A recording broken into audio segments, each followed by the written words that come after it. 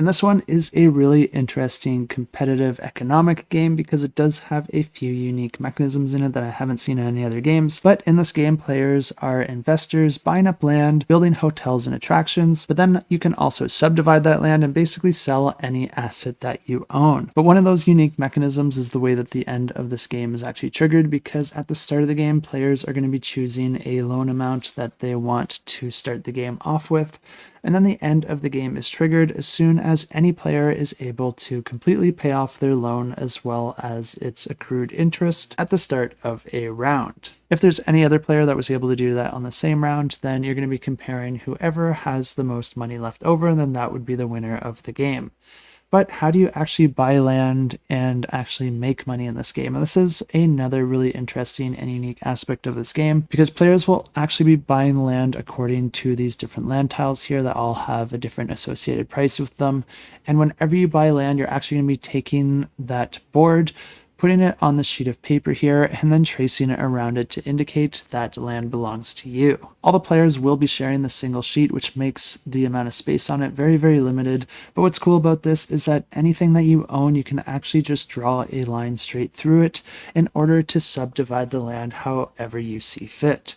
This can be really nice if you want to create multiple different districts where you can score individually, or if you want to sell off a piece of land to one of your opponents, because bartering is a big aspect of this game. But the way that the rounds actually work is that at the start of each round, you're going to be checking if any of the players are able to pay off their loans, and if not, you're going to be moving into the buying phase, and players are going to be taking turns either purchasing something from the game itself or bartering with the other players. There's a variety of different types of hotels and attractions that you can purchase, and they all score in different ways and also score differently depending on what else you have in a district.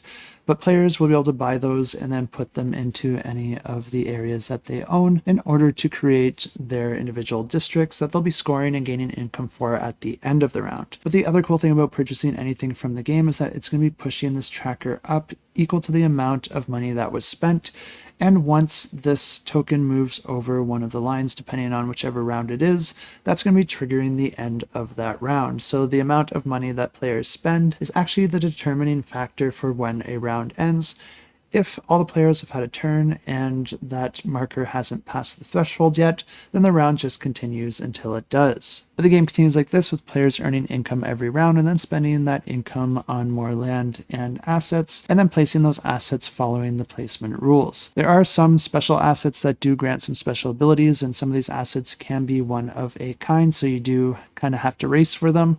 But the first player who is able to pay off their loan is going to be triggering the end of the game, and the player with the most money left over at the end of the game wins the game. And if you are interested in this one, definitely check it out. I'll have it linked in the description down below.